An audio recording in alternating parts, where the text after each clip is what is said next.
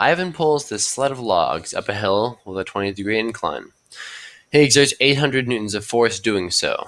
What are the horizontal and vertical components of the force exerted?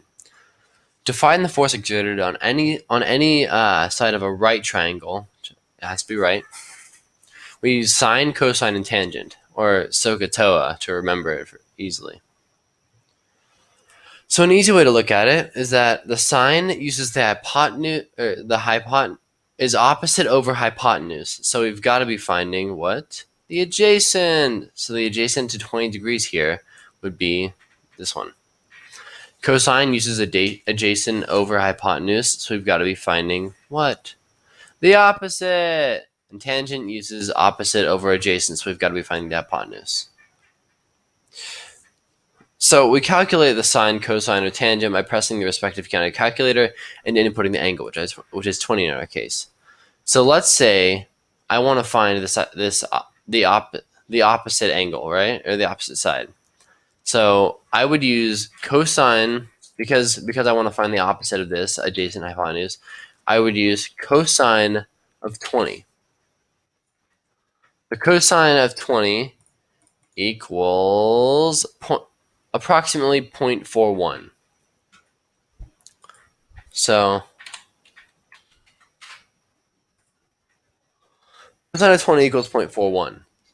And if I were to find the, well, it would be the sine for the bottom one. We would do sine of 20, which equals about 0.91.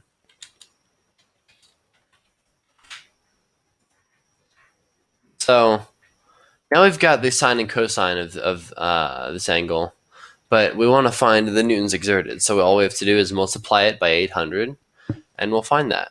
So I'll tell you right now that for this side here, 0.91 times 800 is 730 newtons. And for down here, it is 326 newtons.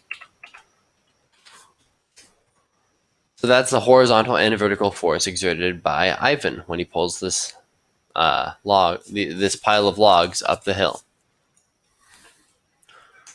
So we use the Pythagorean theorem, which is a squared plus b squared equals c squared, a, b, and c, to check our work, because the hypotenuse is the longest of the sides, and its square will equal this square plus this square.